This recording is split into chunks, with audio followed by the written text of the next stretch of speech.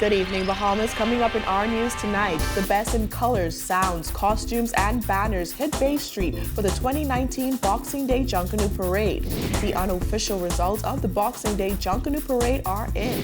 A man dies following a car crash here in the capital, and the Commissioner of Police addresses the 2019 murder count.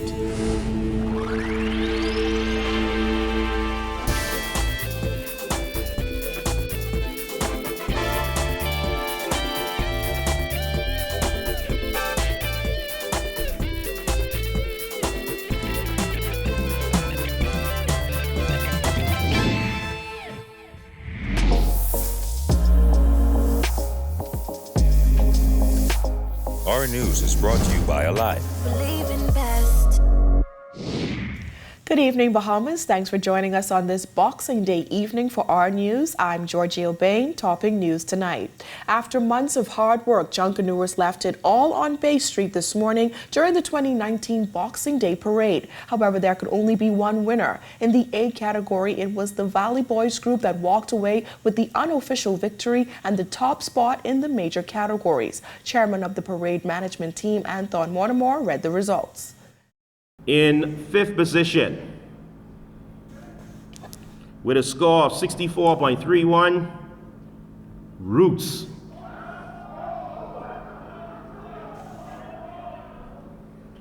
In fourth position, with a score of 68.19, One Family.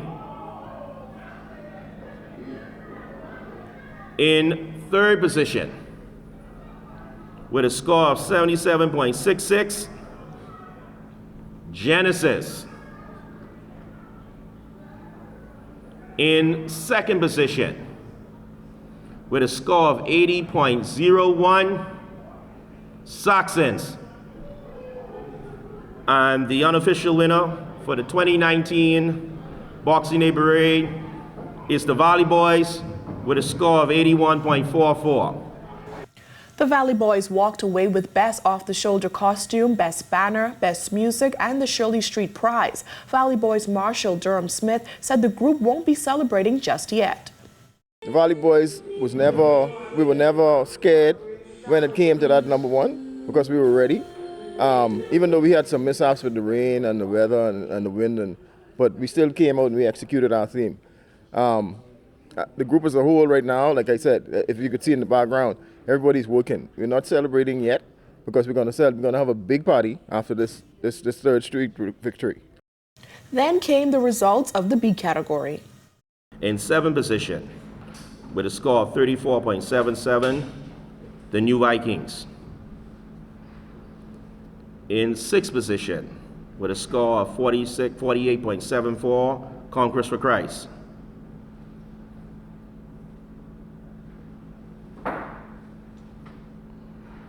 In fifth position, with a score of 55.97, Fancy Dancers.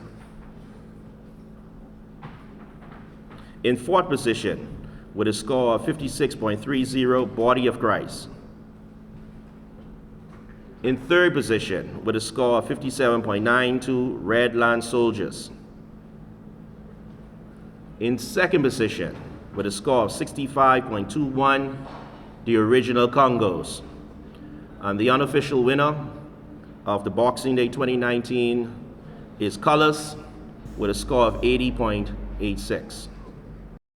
Well, hours before the Boxing Day results were revealed, the showdown was on as Junkanooers hit the streets to wow their fans. Our Jared Higgs has the highlights.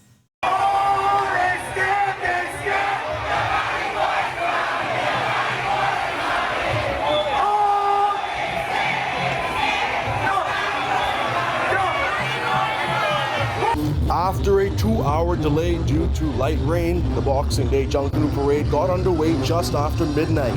The Valley Boys, a crowd favorite, were the first A group out the gate under the theme Wildlife in the Great Serengeti. It's all about the Valley Boys this morning. Ale, Bombaye, Ale, Bombaye, the Valley. Who are we? The Valley. Who are we? The Valley. Who are we? The Valley. The group was well received by the Bay Street crowd. Many fans saying they were blown away by the group's choreographed dancers. They were wonderful, great. The most successful group in Junkanoo history is bound to have some detractors, though. This spectator says the group didn't do enough, in his view, to clinch the win. It wasn't a winning performance. I mean, but it really wasn't a winning. That was not a Valley Boys performance. It was not a winning performance. A lot of people think the Valley Boys looked like some really good workmanship on their The ladies were okay. The ladies were really good. Very, very beautiful. But performance-wise, kind of flat. That was not a winning performance by the Valley Boys. A rain shower after the Valley Boys' passage forced many to pull out their umbrellas. However, the rain wasn't enough to scare off spectators or parade officials. After that brief delay, the second A group to take the stage were the Genesis Warhawks, under the theme, The Wedding, A Road to Forever. The newest A category group had costumes featuring married couples and the Cupcake Bar offering snacks to hungry fans. Despite some nice gestures and costumes, the group is probably still growing accustomed to the rigors and high standards of the A category. On the face of it, when compared to the large, uniformed and intricate Valley Boys costumes, Genesis may have fallen short. The Saxons fan wasn't as convinced as I was, though. They beat the Valley! Another fan tried to give a fair assessment of the fledgling A group, insisting that had its costumes not gotten wet, the group would have had a better showing. The banner was very beautiful. I think the costumes were beautiful. The costumes were very beautiful. Now the disadvantage with that is I'm starting to see that the costumes got wetter. So you cannot see the true color and the beautification. But Genesis were awesome. Now I asked my learned friends over on my left, compared to the Valley Boys, if Genesis were better. They says yes. I says no. Now, as it stands, I'm going to be fair. As it stands now, Saxon didn't come down as yet. Roots didn't come down as yet. Okay, and one family didn't come down as yet. But as it stands, the Valley Boys stands #1 right now as we speak. Sure enough, Roots would be the next A group to head down Bay under the theme Dream Vacation, A World of Beauty. The group's costumes depicting fun getaways, like the yacht on the group's banner or the skier near to the group's music section.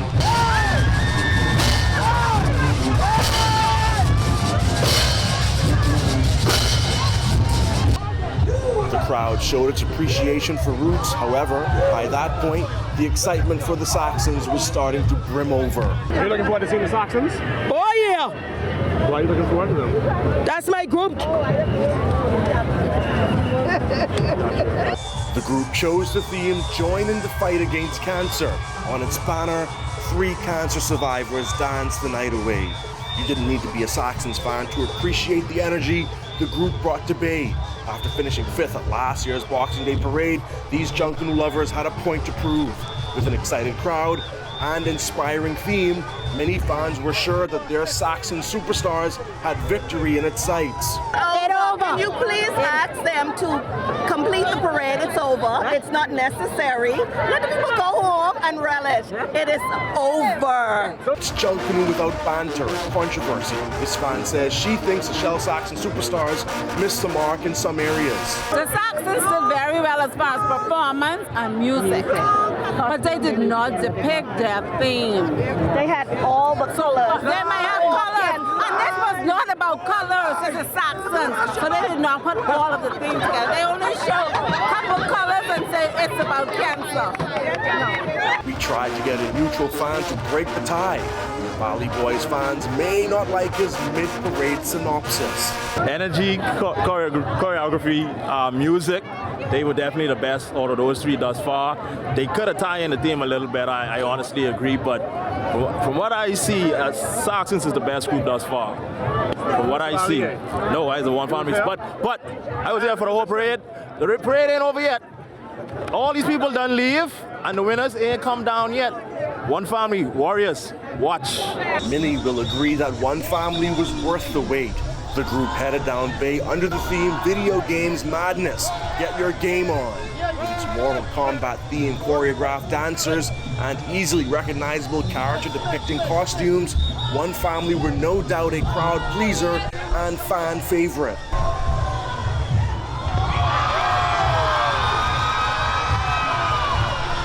While While the A groups bring a lot of the excitement to the occasion, not everybody comes out to Junkanoo for the hyper-competitive A Division clash. Some, like this B group performer, say it's about being a part of our country's rich traditions. It's an amazing feeling. The fact that you can come and, just participate in Junkanoo, which is our cultural, heritage, it gives me great pleasure. These youngsters were nearby in the same B group and told us why they also like Junkanoo. Because I like to dance and I like a lot of the music. What about you, lady? I like it because of all the colors. And what else do you like about Junkanoo? All the dancing and music. That's what most people love about Junkanoo, even if their competitive spirit shines through. Reporting for Our News, I'm Jared Higgs. Well, police here in New Providence are investigating a traffic fatality that left one man dead and 2 others in hospital. According to reports, shortly after 1 this morning, 3 men were traveling in a black Honda Accord west on Robinson Road when the driver lost control of the vehicle and crashed into a wall. The front seat passenger sustained serious injuries and was pronounced dead on the scene. The driver and the back seat passenger were taken to hospital and are listed in serious condition. Well, still to come on Our News, the Commissioner of Police, Anthony Ferguson, speaks out on the 2019 murder count, and the Minister of Finance defends the lump sum payment to public servants. Stay tuned.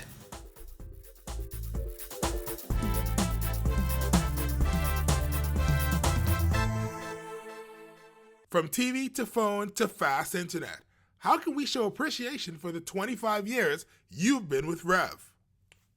To celebrate our 25th birthday, Rev is rewarding 250 lucky customers with $250,000 cash back. Simply switch to Trio, upgrade to Trio, or pay your bill in full and have your chance to win cash this Christmas. Just call 601-8992 or email us at trio@cablebahamas.com. Rev, you and us together.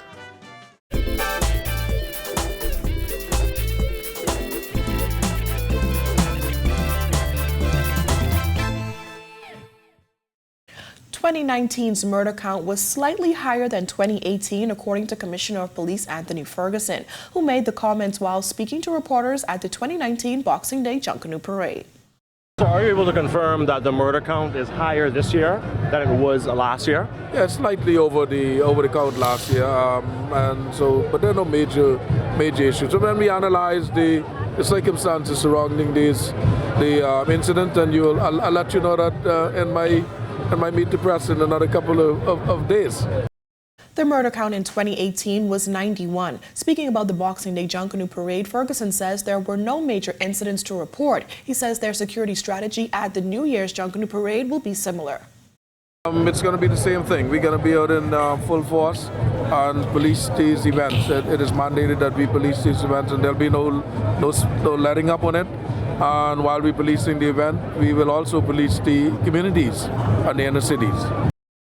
Deputy Prime Minister and Minister of Finance Peter Turnquest defended the government's decision to exclude some 300 police officers from its lump sum payment exercise this holiday season.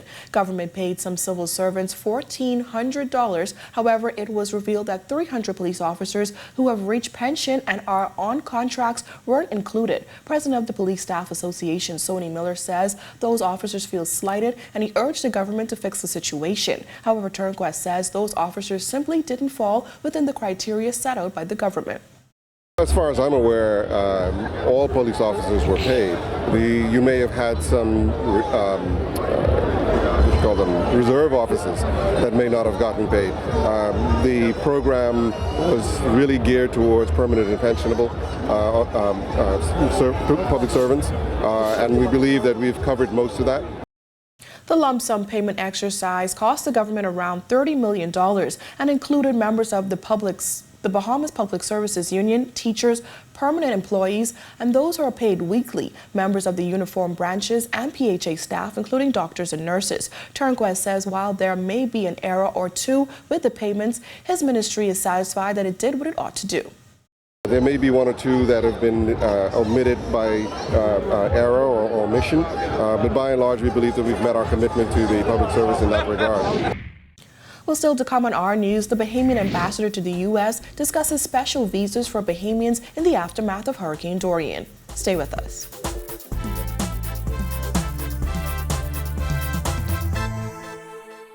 From TV to phone to fast internet, how can we show appreciation for the 25 years you've been with Rev?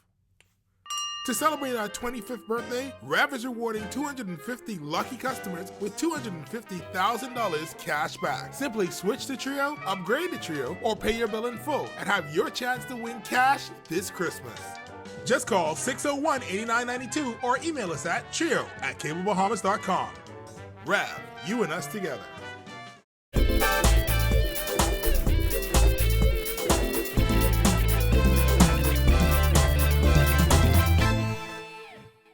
You're watching Our News. Thanks for staying with us.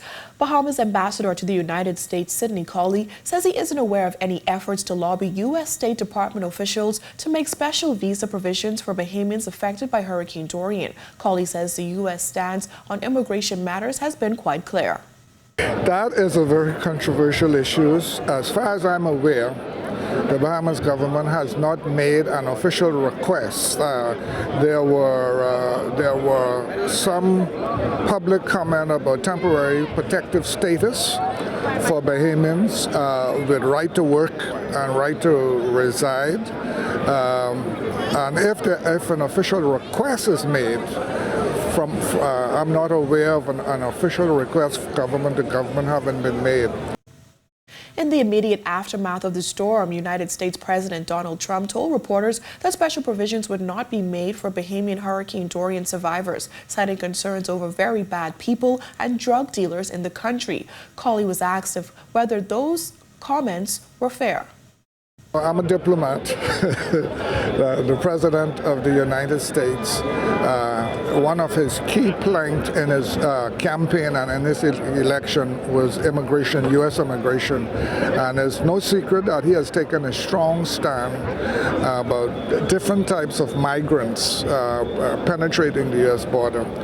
And I think that statement that you quoted, the President has said that about persons coming from down south. He said that about persons coming from other countries around the world. So don't have any comment on that one way or the other. Still to come on Our News, the Prime Minister's wife reflects on spending Christmas with those in Abaco. Stay with us.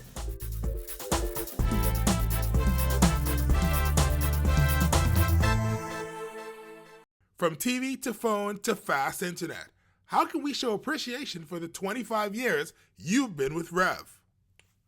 To celebrate our 25th birthday, Rev is rewarding 250 lucky customers with $250,000 cash back. Simply switch to Trio, upgrade to Trio, or pay your bill in full and have your chance to win cash this Christmas.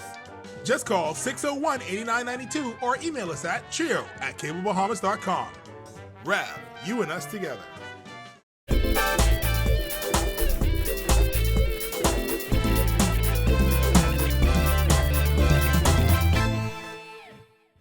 You're watching Our News. Thanks for staying with us. Prime Minister Dr. Hubert Minnis and his wife Patricia Minnis spent part of their Christmas on Abaco, serving Christmas dinner to law enforcement officers stationed on the storm-ravaged island. Mistress Minnis, whose father was a police officer, says the experience was humbling.